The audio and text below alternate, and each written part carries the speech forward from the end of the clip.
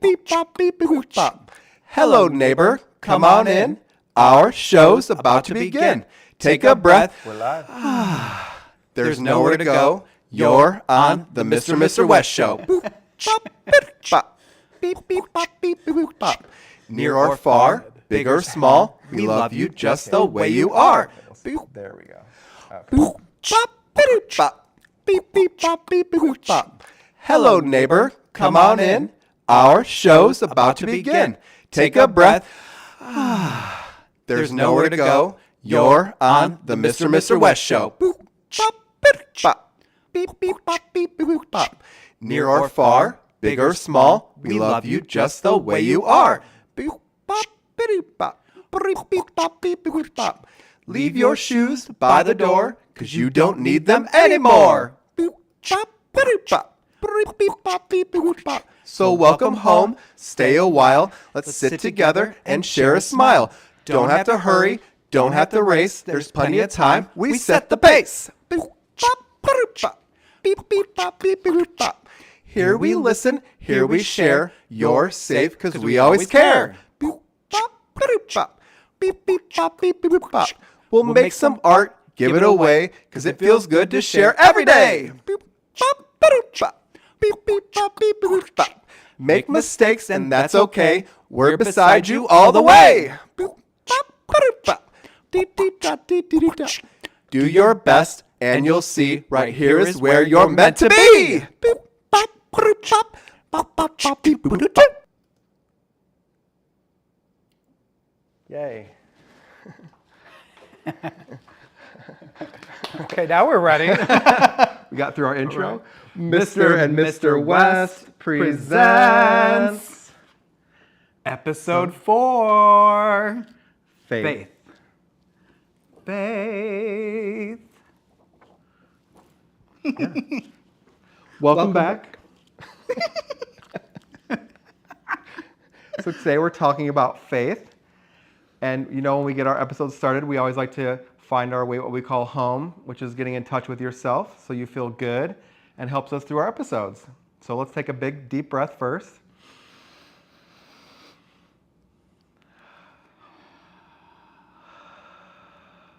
Feel it go in and out? Can we do it again? Yeah. Today's we're gonna need it.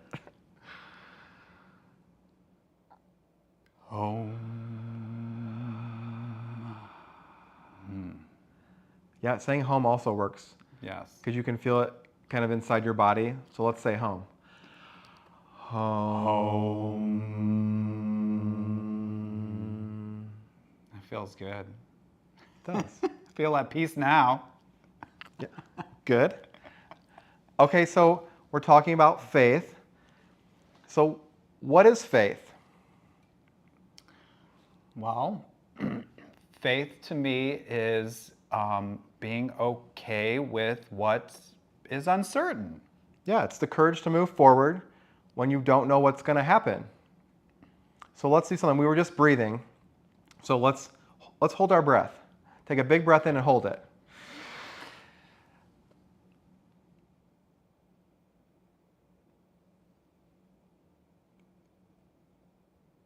How long can you hold your breath?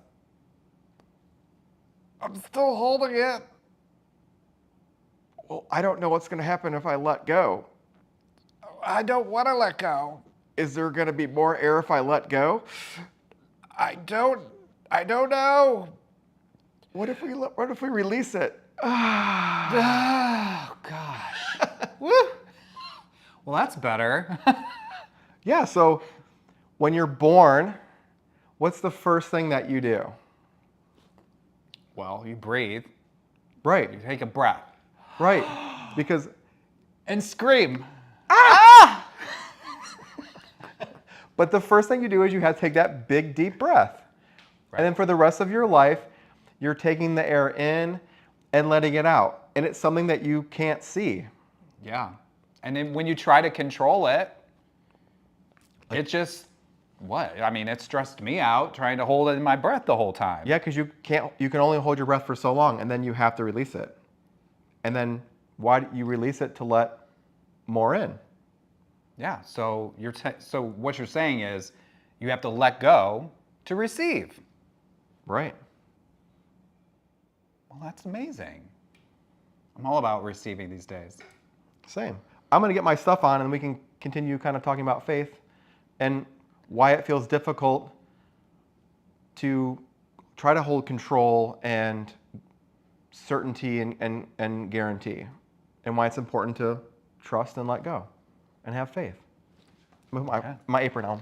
Well, Here you go. I don't need an apron today. I'm rocking out my new shirt. I love that shirt. Finished it.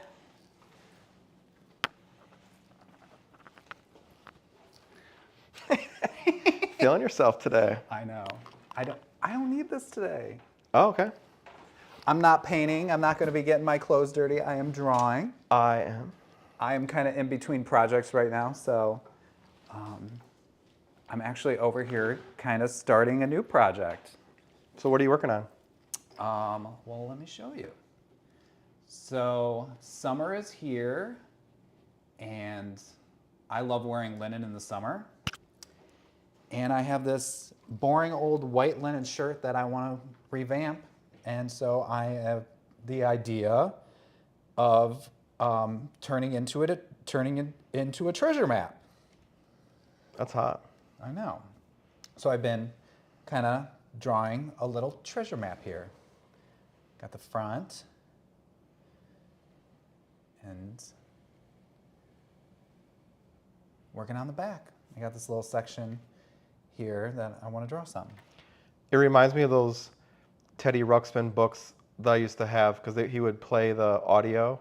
Oh yeah. And then I would sit and just be fascinated by the drawings of like the map of the world. Like you would kind of just like look at the mountains in the background, and it's kind of fascinating because like you don't know what's around that next bend. Like you I kind of know. saw off in the distance, but then it kind of disappeared. Yeah, there's always a map that kind of insinuates what's going to happen, but when you're present and going through it, you don't know what's going to happen. Right? You don't know what's going to be around the next river bend or what's over that next mountain. Right. There may be a dragon, which I have over here, or you may have a whale that eats you, volcano that's going to erupt, the Loch Ness monster. Who knows? But you're following the road to find your treasure because you know it's there. You have faith that the treasure is there. So it's kind of like life. You don't know what's going to happen around the next bend, but it's like an adventure. You just keep going, and you might encounter things that help you, things that are obstacles, and you have to just keep taking that next step. And sometimes it's foggy, and you don't even know what the next step is. All you can see is that one in front of you. It's like dark and wooded, Right. and all you have to do is just keep going. Take that next step. So that's what, I mean, this is appropriate for our faith episode. I agree. I love it. Because it's like every good adventure. You don't know what you're going to encounter. Yeah. But And I know that's- the treasure's there. But that's the excitement of it. Treasure is right over here in the desert.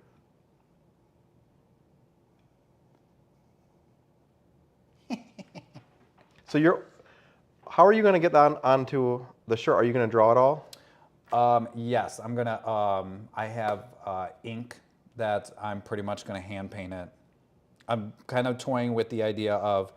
I should probably show you I have it actually right here. This white linen shirt. Nice. I'm gonna try dyeing it with tea bags, like you do, like an old treasure map when you're, creating something fun as a kid. And I'm gonna embroider it and screen print it and hand paint the whole thing and see what happens. Crystallize it. Of course. I know. Because I loved the little beading technique I did. Our fans Here. love So the glitter that we do. I know. Glitter is our favorite color.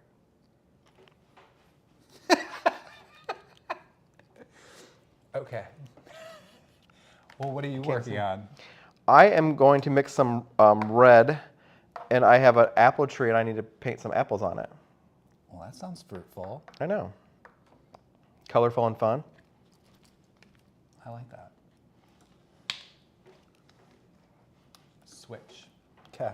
So we're talking about how faith is difficult. So it's about letting go of control. It's about letting go of certainty.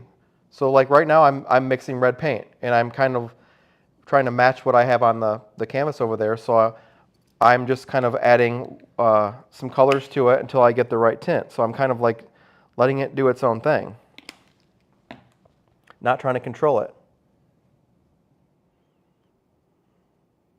And then you get that good apple red.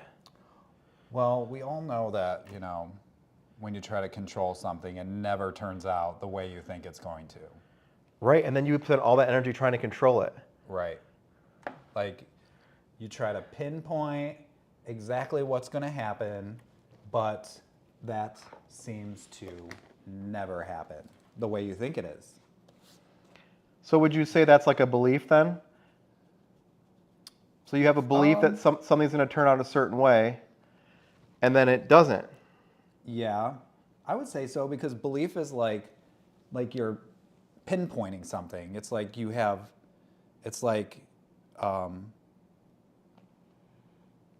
believing in pretty much one view. You have one view. But in life, and with faith, it's all possibilities are playing out. So you're trying to control the uncertainty by believing one thing is going to happen.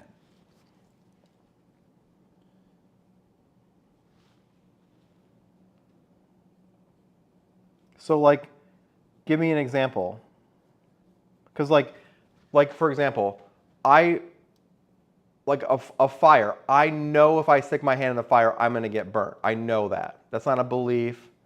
I don't have to have faith in that. I know that's going to happen. I mean, my hand's going to get burnt. Mm-hmm. So, what you're saying is a belief can change. So what's a belief that you've had that has changed? Well, mine was like we talked about last episode, was people were going to be mean to me when I came out, and they wouldn't accept me. So that was a belief that I held on to. And then I came out, and that belief wasn't true. Yeah, you let go and received love. Yeah. Like if you didn't come out, you wouldn't have met me. Right. Because you would have been hiding who you were. Who would have known what, you sometimes, like, people go their whole life. Like we knew someone that we worked with. He was married, had 2 kids, and then his wife worked with us, and he came out. Yeah. When his kids were I think 10 years old. Yeah. And it was it was a shock to her, of course, but it's it was a shock to all of us. Yeah. But we wanted him to be who he was. Right. So faith is that point that you are kind of letting go of your belief. Because I was it's that moment when you're trusting, okay, I'm letting this secret out that I'm gay, and just gonna let whatever happens happens. And I was okay with the uncertainty because I couldn't hold that belief anymore. Yeah. Yeah, because it got harder and harder to hold on to. Right. Just like your breath. So the belief was kind of, in that instance, holding me back because it was kind of based in fear. Yeah. Well, I think we sometimes lose faith because of fear. Right. Because, your ego runs all the scenarios, and it wants to control, the future to try and make it certain. So faith is the opposite of certainty because it's uncertain, it's not guaranteed, and you're out of control. It's out of your control. Yeah, It is. Yeah, I mean, You're putting it out there. out of your control. Yeah, that's It's true. out of your control. And it's kind of being okay with knowing what will happen, whatever it is.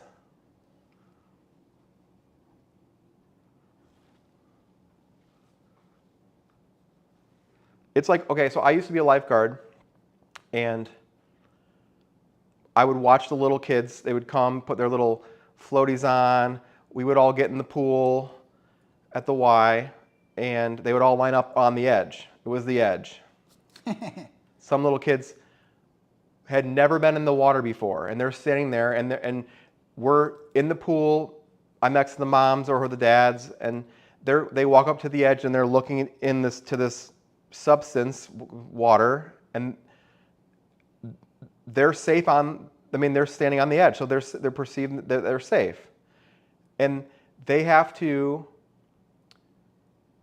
have faith that when they jump off this ledge, that everything's going to be okay, that someone's going to be there to catch them, they're going to float. And I mean, they're looking down the line and they're seeing the other kids jump in, and they're like, "Ooh, I don't know. Can I do this?"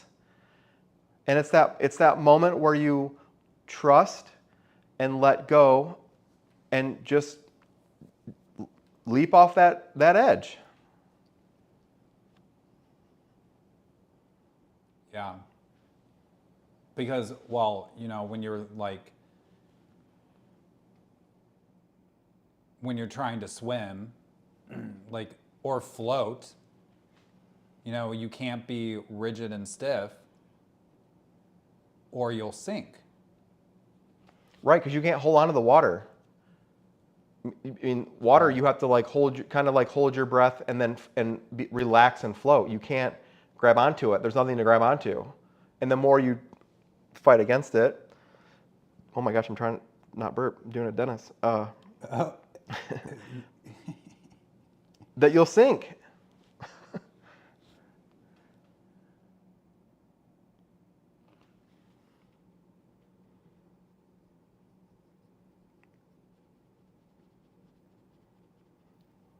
I know it's when you say standing on the edge,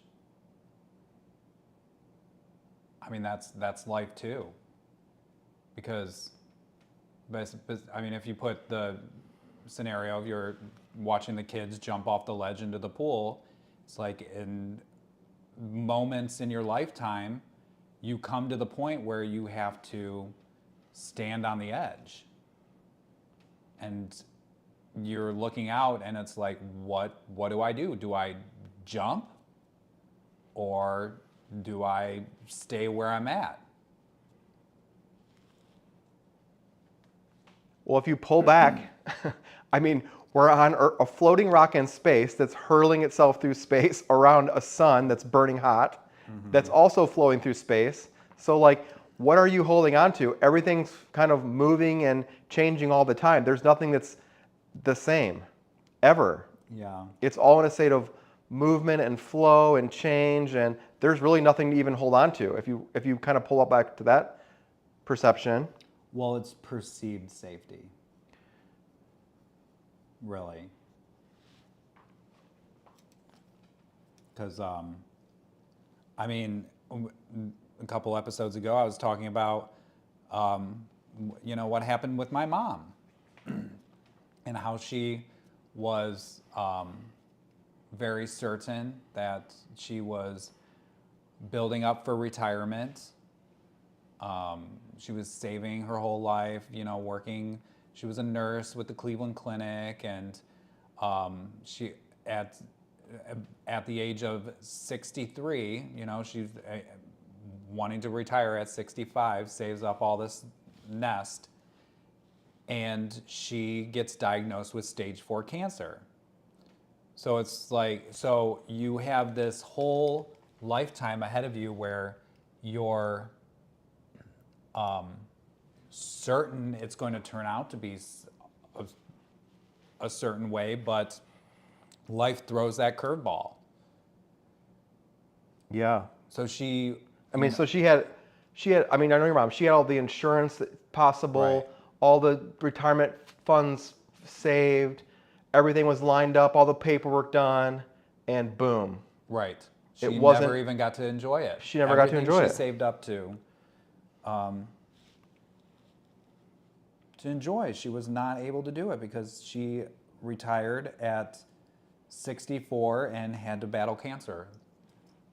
So something She came didn't in, even make it to 65. even with all those securities and pieces of paper that said you're going to get there and do it, Right, there's cancer. exactly. And I wouldn't say your mom didn't enjoy life. She was very fun to be around, and we Yeah. had many trips together lived and it stuff. up. She did. But But that's the importance of that, Right. though. yeah, that's why you live now instead of living for retirement. Because retirement might not come. Right. It's not guaranteed. And I mean, are you okay with that? Yeah.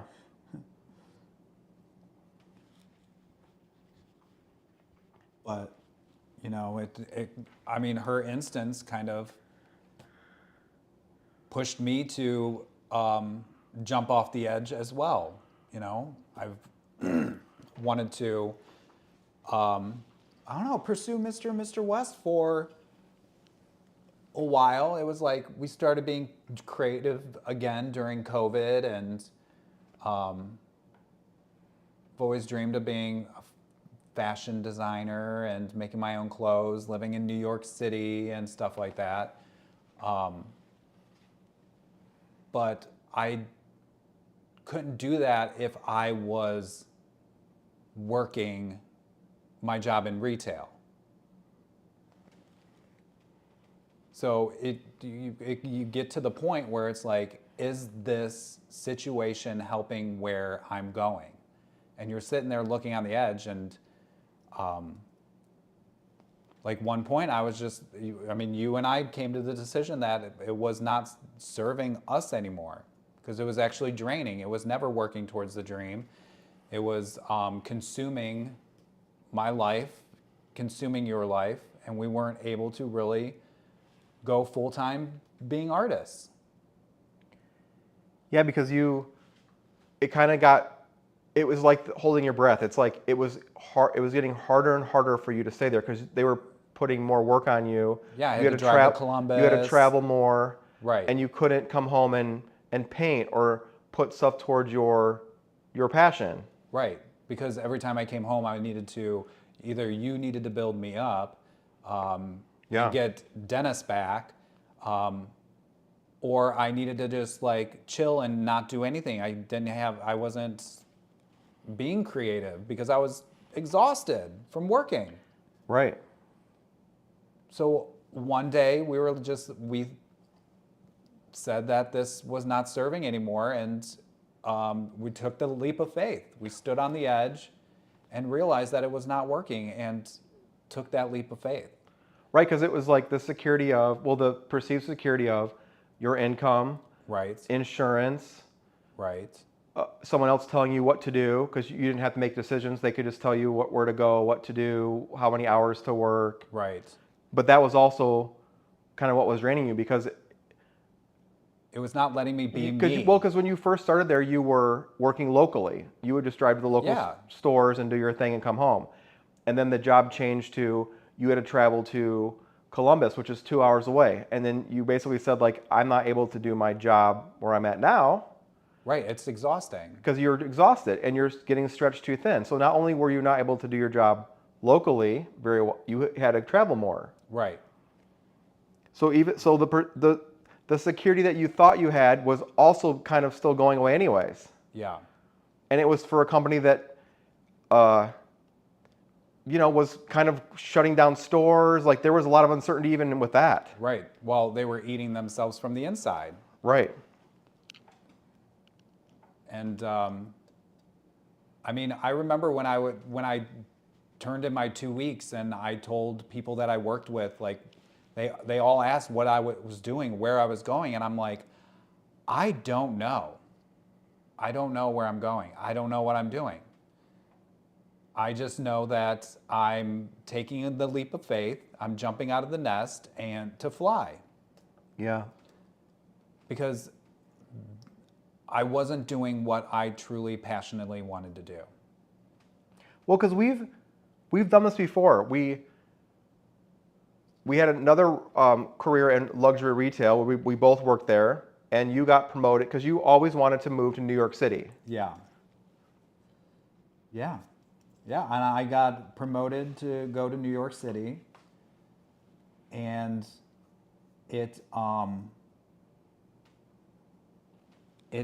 I was working so much. Like, and you weren't happy in New York. It was like, we were like just outside New York in the Hudson Valley. And it was like, I don't know, it was still busy. Like like we would go to the grocery store at night and it was slammed. And it was as expensive as New York City. Yes. And I positioned us to be near a train line that would go into New York City, so I can get a job in New York City, pursue my fashion career, and eventually move into New York City.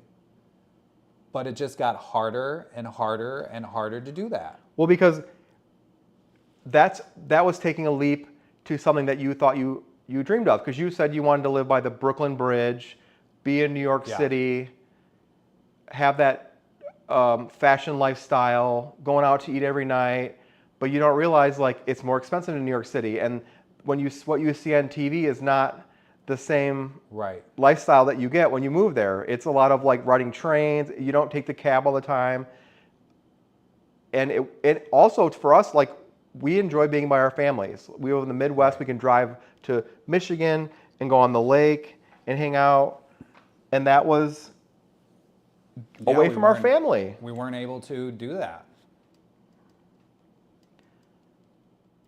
So in that instance, it didn't work out how we had planned it. No. Because you had in your head, like, you believed that if you moved there, you were going to be the New York City, live the Sex and the City lifestyle. Like, And it was- exactly. I mean, Damn you, Sex of the City. making it look so good. I know. I was little Carrie Bradshaw in the Hudson Valley.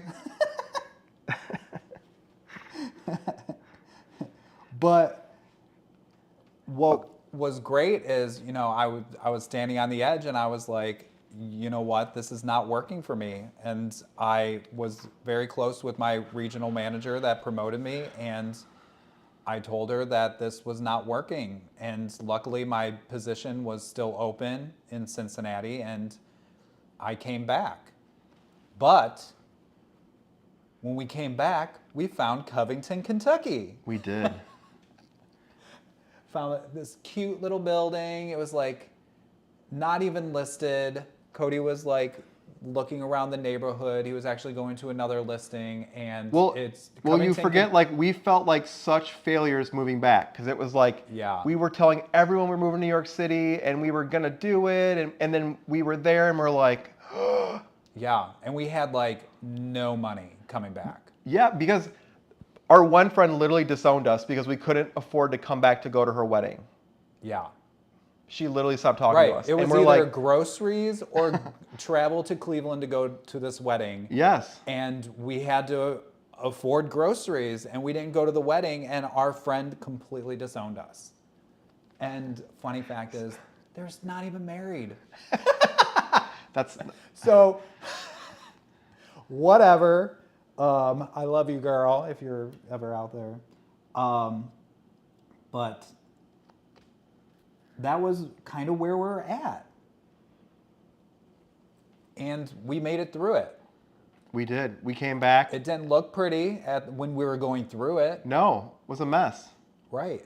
Had to We get a had U-Haul. probably like what, $25 for a week of groceries. when Yeah, we so came you're back. you're going to the store like thinking, like, because we moved there thinking we're gonna be like have all this money and be going out to eat every night, and we're like at the grocery store like trying to use the coupons to get the 4-for-1 chicken. Literally. And then making like chicken and rice Right. and like, At some point, and at one point, we drove to the grocery store, and you're like, I don't want to go in there. yeah. I don't want to do this. I want to go home. And it was just, it got too much.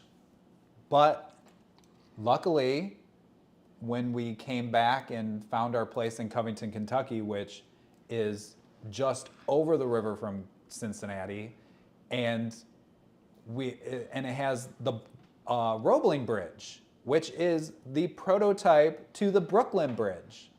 So we were able to have the Brooklyn lifestyle or New York City lifestyle in Cincinnati. Yeah, it was still given to us. Right.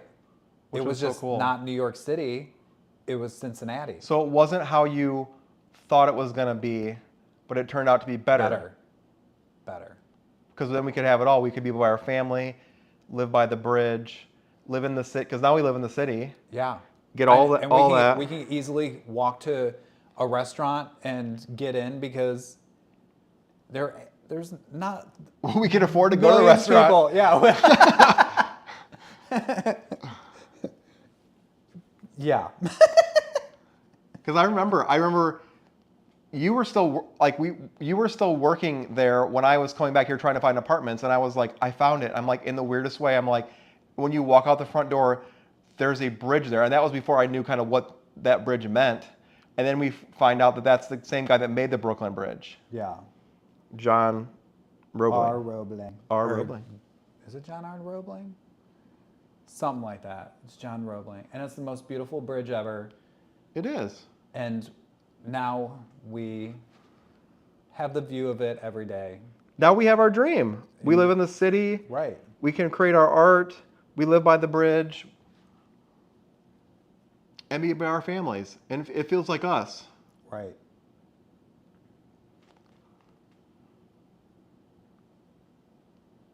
And that also helps our creativity, because when you're in a state of like you feel like you have to survive and like you aren't creative, it's so hard to be creative that way. Yeah.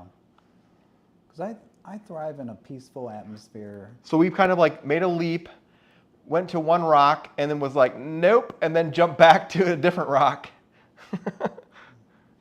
Yeah. But if we didn't do that, we wouldn't have found Covington, Kentucky.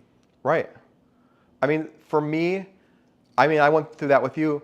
My example would be that when I started college, I graduated high school and went to Ferris State, which was like far away from my family and friends because I was not out yet. I wanted to kind of figure out myself and what it meant to be gay. And I could be far enough away where like I didn't really know anybody. And then I get there and like first semester fail out. I went to maybe 10 classes, like didn't go to a lot of classes, didn't feel like going out, like didn't really know anyone there. It was just a lot for me at that time.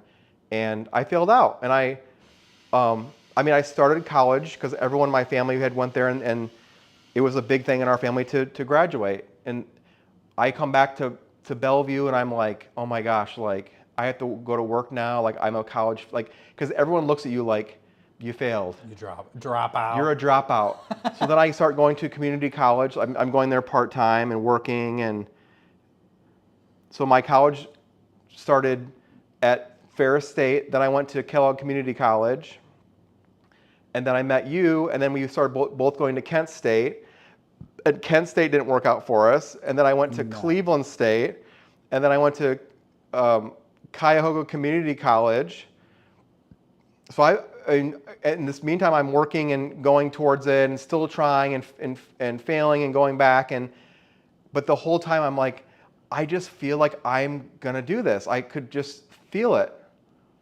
And Yeah, you were determined to do that. I did. And then when we moved from Cleveland to Cincinnati, I just stopped going to, like, I didn't go to class anymore. I took a couple years off and just kind of let myself work. Yeah, because I graduated and we both got the opportunity to move down here with Saks. Right.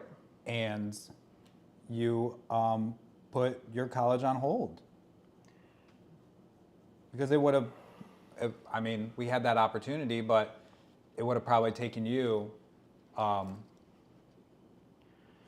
maybe like a year or two to graduate. And meanwhile, I have student loans, so I'm not seeing, like, because Faith is also not seeing a return or seeing anything. So, like, I'm doing all this work and trying to graduate, and I pass classes and taking out loans after loan after loan, and like nothing's showing yet.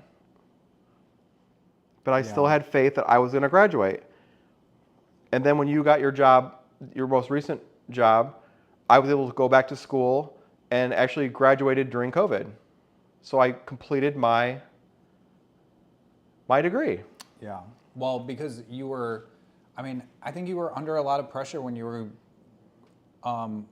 going to college, especially when we met. Like, you had to not only go to college, but you also had to work a full-time job to be able to afford college. And that's and to hard live. to do. It's Right. hard to learn full-time, go to school full-time, be a student, because you're torn between worlds. You're trying to make a living, pay for food and rent for us, and also be a student, go to class, and I mean, it's a lot. And Right. learn yourself and be social with people and show up to work, and Yeah, it's a lot of roles. so it's like being resilient. You got to keep going, even if you think you failed. You keep trying and keep going, because it's uncertain when I was going to graduate. Right. And then every time I would move schools, it would be like I would lose credits, and then I have to take classes over, or they wouldn't take it, and every time I would, re-enroll in a class, I'm like, here we go again. But I still had trust in myself that I was going to do it.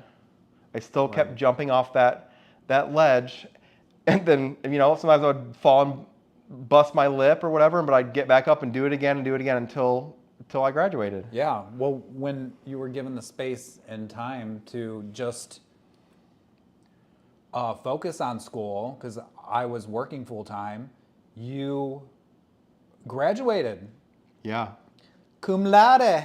Yeah, I graduated with honors, and I cried. I remember that moment when I clicked one of my last tests. I clicked submit, and I was like, "Wait, I could not do any other assignments now and still graduate." And I cried, and it made me feel so good.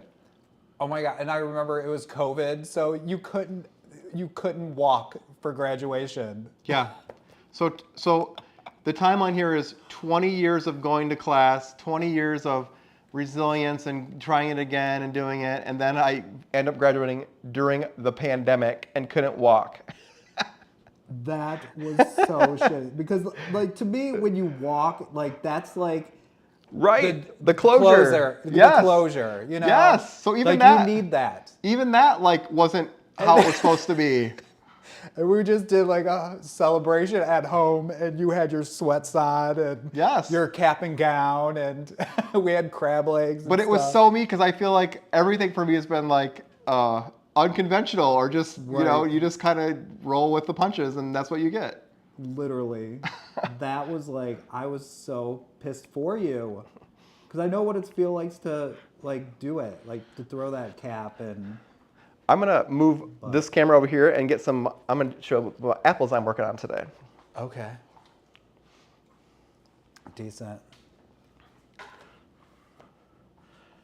I mean, we see, okay, so you can't really see faith. It's something that you have to let go of, and you can't see it. It's uncertainty.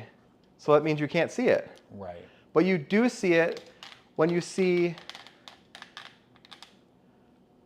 like this spring, you see the little birds come out of the egg. Like, first they have to come out of the egg, so they're like busting through this little shell, and then it's like this, oh my gosh, what is this world? It's bright, Right. it's noisy. Caterpillars. They're in the nest. Going into butterflies. Well, I want to say on the bird analogy. Oh, okay. So they're in their nest. They're in their safety zone. That's all they know. Their mom's bringing them food. They have come out of their shell. They come out of their shell, and they're sitting there. Peep, Your peep, brothers peep. and sisters are around you. Yeah, they're with their brothers and sisters. Okay, so I am adding some apples to the tree. I want to give them. Hold on, let me. Oh, There we go. yes. Cute. I know. So I have this apple tree that I'm working on for a That's painting. a lot of apples. Let me kind of show you. Okay. Wow, And I'm that's giving them a 3D effect, a little shadow and a little glare so they look like they're round. And there may be a nest in this tree where there's a little peepee bird trying to come out. Okay, so then, so their mom's feeding them, they're peeping, spring's coming, okay, so they think they're safe. Well, if you've ever seen a windstorm, like the limb that the nest is on could break away. So this perceived safety is not really there. It's kind of an illusion. And then they get too big. The mom eventually leaves the nest because the babies start getting too big and she can't feed them and herself. So you're in this nest and oh my gosh, what am I going to do? Well, you see your mom. What does she do? Right, she jumps out of the nest and then all of a sudden flies away. Wonder if I can do that. And she comes back and she's okay. And that little bird gets the courage up, stands on the side of the nest one day and is like, I'm going to do this. It's my turn. It's my turn. Their brothers are gone, sisters are gone. It's time to. The nest is kind of getting ratty and you stink. outgrow the nest.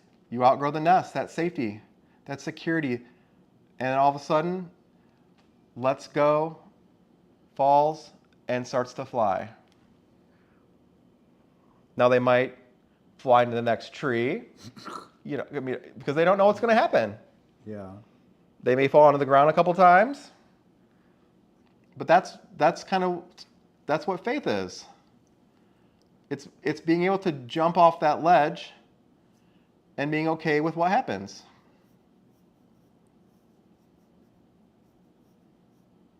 And that to me is like how you can see faith in action, because you see those little birds do that and you're like, and they're still okay. Or the little child, like we said at the pool, they jump and their parents catch them. Mm-hmm. And they might get water splashed in their face, or they might, but they don't know what's going to happen, but it's still, there's something there to get them. Yeah.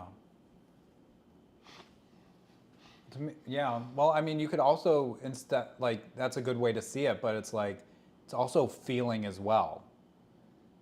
Because to me, at some point, if you're standing on the edge, you feel it out and see what's right.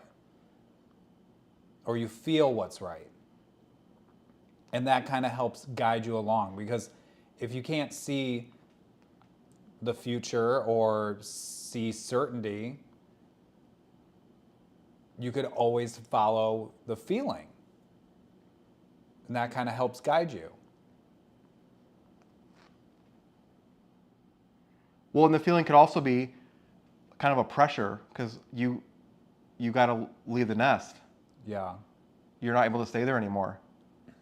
Yeah. Back to my last career, when I told people that I had no certainty of what I was doing, have faith in what's going to happen, people would look at me just scared, absolutely scared. And because they couldn't understand that I was having a faith in the unknown. Well, because it's something that they might have to do in the future as well, or might not be able to do. Well, it questions their reality. Well, because like we talked about your mom and my dad, we had a family business that did limestone, and my grandparents owned it. My dad worked there. He graduated college and started working there, and then they had a fire or something, and this business moved in next door, and they ended up going out of business. So he was all set in his career there, and that got taken away. This family business that had been in our family for years and was gone. So then he's midlife with 4 kids, having to go back to school to learn to be a stockbroker. So then he took his test to the Series 7 test to the financial stuff, and He failed it a couple times. I remember him in the basement, like sitting there trying to learn and trying to be a dad and do all the things. And it was super hard for him. I totally saw him go through that. And then he gets a job at a bank, and he builds this huge book of business and works there for probably, I don't know, 10, 15 years and thinks everything is hunky-dory. And then one day he gets this call. I don't think it was 10, 15, I think it was like 6 years. The bank calls and says, the whole department's no longer working for the company. So his whole book of business was gone then. So he had to start over yet again. And this was at a big bank that you thought was going to be there, that's secure, had all the, he thought he was in control and safe, and he wasn't. And it was all an illusion. Yeah. And I, growing up and seeing my dad go through that, it helped me learn that every time he went through that, he still was okay. Yeah, because you just kind of continue to move forward. You move forward into the fog, even though you can't see anything, and you just keep going. You don't know, like you said on your little trail, like you don't know if there's going to be a dragon there or a thing of gold. But you keep moving and keep going. Yeah. These apples are cute. You see them? Yeah, I do. I'm making them really shiny and red. They look luscious and irresistible. Do you want to take a bite of an apple? See, just like the littlest little marks makes them look round. I love it.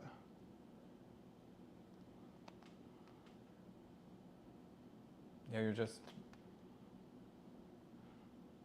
So, adding that little touch of light. I mean, right now we're technically, we jumped off the ledge again. Yeah. We're free falling, girl. We have faith in in what we're doing right now. Yeah, we're doing We're still doing it.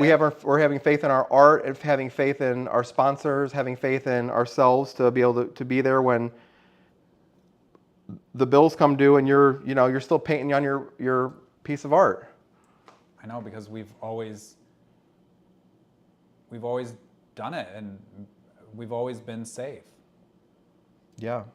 But the fear that comes through is always kind of tries to make you spiral. But I mean, it's kind of funny because like this show is our path as well, because like you have to have you have to have your home. Episode 1, home. That's kind of finding your peace, returning home, like making sure that you are okay internally, because you have to have that home base before you can, make your decisions, because you don't want to come from lack. It's like taking that breath. Yeah. It's gonna be okay, and release. Yeah. And it's love. Episode 2 is love. So we were taking steps to love yourself, be kind to yourself, be saying, at my last career that I'm going to love myself and treat myself right and go after my dreams and passions. And going through that, it birthed this show, because I realized, like, when I was talking to people, like, and telling them what I'm doing, or not even what I'm doing, I'm just kind of just whatever, up to the unknown. I know that people need resources like this. Because it shows that other people are going through it as well. It's like seeing the other kids down the pool that have jumped in. You're like, oh, they're okay. Their parents caught them. They're floating. Right. That person over there is swimming. So I guess I could talk to him to see how they're swimming. Yeah, so we're basically doing this to show you that it's okay. You're going to be okay. Right. And for ourselves. Honestly. Because it's kind of reaffirming our faith in ourselves. Yeah. Because we don't know what's going to happen. Right. But that's also exciting too, because someone might call and want a commission piece, or we don't know. Right. Kind of have all avenues open. Yeah. It's like you have People out there telling us to get a job. But I'm working right now, honey. Right. But even the job is not secure. Because No. I mean, like my dad's story, like he thought he had a job and it was gone. Right. But it's funny because like we always find ourselves like coming back to art And the trusting show ourselves. and doing the show. We still do the show. Like Wednesday nights. Yeah. That's why we're here for you. In case, you're going through something and you need help and guidance, and that's why our show kind of birthed, is to give resilience. So you can have your faith, restore your faith of what's unknown. So, life worked out for me different than I thought for college. Life worked out differently for my dad. Life worked out differently for you. Yeah, So, it's showing you that it's not what you think it is. it always comes back better, It actually does. but you have to let go. You have to let go. Vision you had of the certainty you thought there was. Yeah.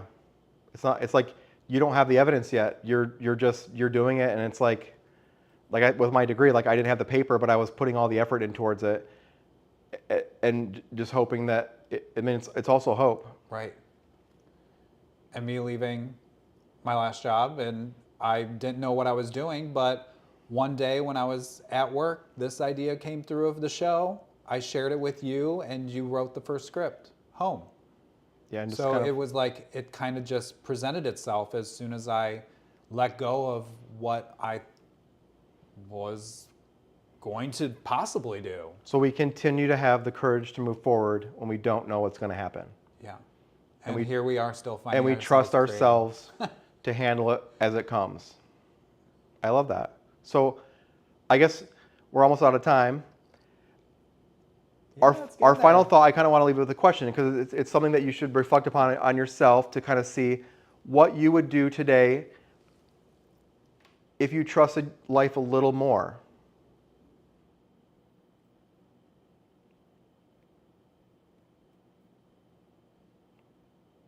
Yeah, is there something that you kind of just keep putting off because people keep telling you that you need to get a job, or Or you've been in the job for 20 years and maybe there's something else that you want to do even more, or you want to send that person an email or ask someone on a date. Asking someone on a date, that's faith. That's oh yeah, totally relationships. Yeah. I mean, I had faith when I met you. right. You don't know what's going to happen in a relationship. Asking someone to marry you. What are you holding back that you're standing on that ledge and you're waiting for that certainty that, oh, if I just get to this or that to that, but what if you just jumped off and let faith take over and have faith in yourself? Yeah. Because it's you. Do you trust yourself? I trust myself to handle the situation when it comes. If it comes. If it comes, because you don't know. Don't know. Might wake up tomorrow and find something completely else happening. Maybe turning in your 2 weeks that next day when you didn't think you were going to do it today. Yeah, because you might be the next Picasso or the next doctor that comes up with a cure for cancer. Right. But you're staying on that ledge Because you think it's safe. because you think it's safe.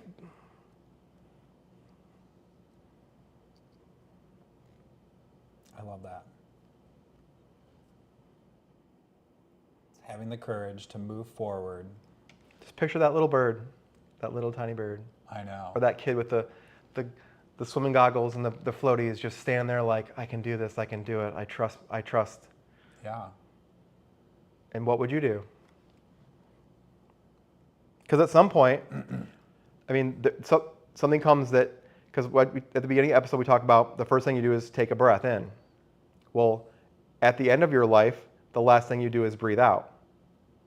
And that's going to come to all of us at some point, and that's also out of your control, and that's also uncertain. And When it's going to come. When it's going to come. So doesn't that kind of feel freeing? Because that's also out of your control. Yeah. It's going to happen sometime.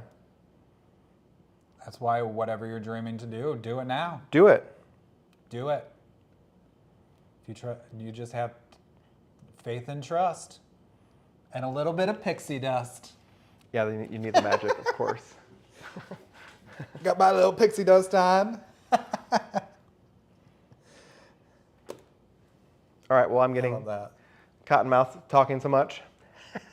I know. Actually, this is the part where, We're going to open the chat up. Chat. If you're out there. Type a little message. If you have a question about faith or us, or if you just want to talk, you can always visit our website, mrmrwest.com, where you can see our story and message us. Come on the screen. Yes. Come Hello, on the screen. hello. Bonjour. Bonsoir. I know you could explore our artwork. It always makes good gifts. Christmas is coming up, and art does take a while to make, so. Yeah, and hopefully You we're have there to inspire you and show you that there's other people that have taken the leap, and we're there for you. And we're here, doing it. We're doing it every day. Everyone else saying, well, you're crazy. Well, this is what crazy looks like. Hey, It's love. it's love and rhinestones. At least Cute. I'm next to this man. Doing it together. Crazy together. I know. Had to have Crazy faith. in love. Yeah, I guess so. In the words of Beyonce. Uh-oh, uh-oh, uh-oh. Is that her song? Crazy in Love, yeah. Oh, nice. It was like a 2002 banger or something. Yeah. Okay. Well, we go live every Wednesday evening from 7 to 8 p.m. Eastern Time. So catch us live next week. And we come up with the episodes and do on the fly. Yeah. So we'll let you know. Sometimes, we just kind of figured this one out the other day. So, Yeah, it's what's on our minds. yeah, it's what we're living. So It's live. we are having faith in ourselves as well. So, And our brand and our art yes, and you. We have faith in you. yes, The people that watch our show and support us. I know. We love you. We love you. Thanks for tuning in. Yeah. Hope you have a wonderful evening, wherever you may be. Au revoir.